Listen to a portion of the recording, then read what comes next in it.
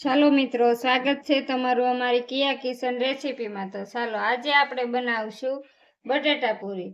તો બટેટા પૂરી બનાવવા માટે અહીંયા મેં બટેટાની ચિપ્સ બનાવી લીધી છે। આ રીતે નહીં જાડી નહીં પાતળી, એ રીતે બનાવી લીધી છે આપણે, અને પાણીમાં બુડબુડા પાણીમાં રાખી દીધી છે। તો આટલી આપણે ચિપ્સ બનાવી છે, અને 1 કપ આપણે 1.5 કપ આપણે ચણાનો લોટ લીધો છે। 1.5 કપ ચણાનો લોટ છે આપણે, અને તીખાસ માટે આપણે આદુ મરચીની પેસ્ટ બનાવી છે, અને થોડા આપણે અડધી ચમચી સોડા લીધા છે, ફૂલ સોડા, અને એક આપણે નાનું લીંબુ લીધું છે, અને નમક લીધું છે, 1 ચમચી આપણે હળદર લીધી છે। તો આપણે બટેટાની ચિપ્સને આપણે બાફી લેવાની છે 2 થી 3 મિનિટ, જ્યાં સુધી મીઠું સડે ત્યાં સુધી આપણે ગરમ પાણીમાં બફાવા દેવાની છે। બહુ આપણે ઝાઝી બફાવા નથી દેવાની, તો આપણે બટેટાની ચિપ્સને બાફી લઈશું। તો ગેસ આપણે ચાલુ કરો, અને આ પાણી આપણે 3 પાણીથી આપણે પહેલા ધોઈ લીધી છે, અને આટલું પાણી લીધું છે આપણે બાફવા માટે, અને થોડું આપણે નમક નાખી દઈશું,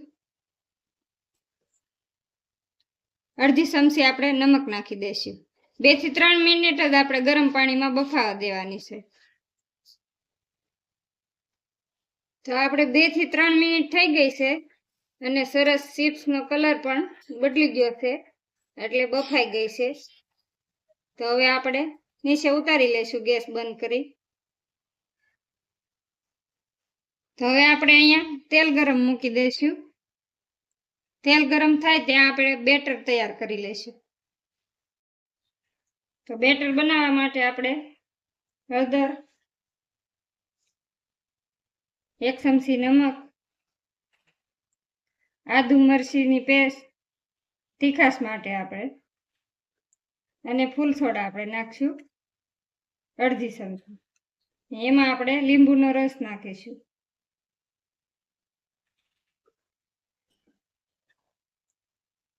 અને થોડું થોડું પાણી એડ કરતા જઈશું, ને આ રીતે આપણે ફેટી લઈશું। લોટને આપણે પહેલેથી સાળી લીધો છે, એટલે લોટને આપણે ચણાના લોટને આપણે સાળીને જ યુઝ કરવાનો।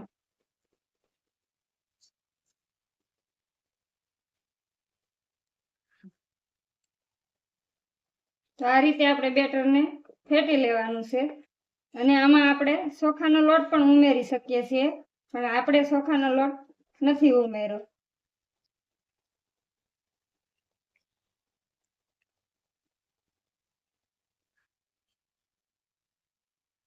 તો તૈયાર છે આપણું બેટર। તો બેટર આપણું બની ગયું છે।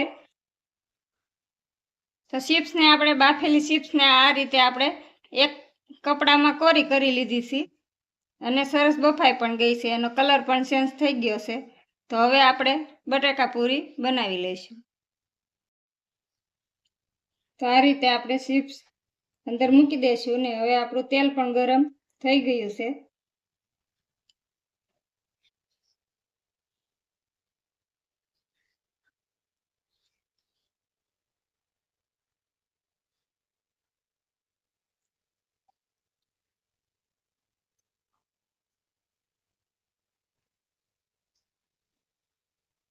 તો આ રીતે આપણે મેકવાની છે, એટલે બહુ ગાંઠિયા પણ પડશે નહીં, અને સરસ રીતે ફૂલીને દડા જેવી બનશે। તો આ રીતે આપણે મેકીને આ રીતે ફેરવી લેવાની છે, એટલે બંને બાજુ હરખાઈ સડી જાય અને સરસ ફૂલે। તો આ રીતે સરસ મજાની ફૂલી પણ ગઈ છે બધી પૂરી આપણી, એક સરખી બધી ફૂલી ગઈ છે।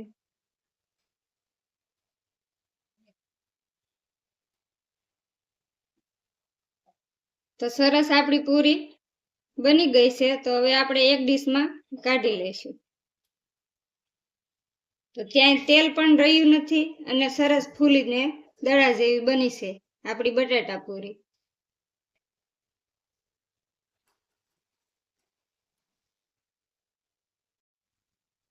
તો તૈયાર છે આપણી બટેટા પૂરી, સરસ ફૂલેલી અને જાળીદાર. આ રીતે સરસ ફૂલી છે અને જાળીદાર પણ બની છે. તો તમને કેવી લાગી મારી રેસીપી? મારી રેસીપી સારી લાગી હોય તો લાઈક કરજો, શેર કરજો અને સબસ્ક્રાઈબ કરવાનું ભૂલતા નહીં. કોમેન્ટ કરીને જણાવજો કેવી લાગી મારી બટેટા પૂરીની રેસીપી.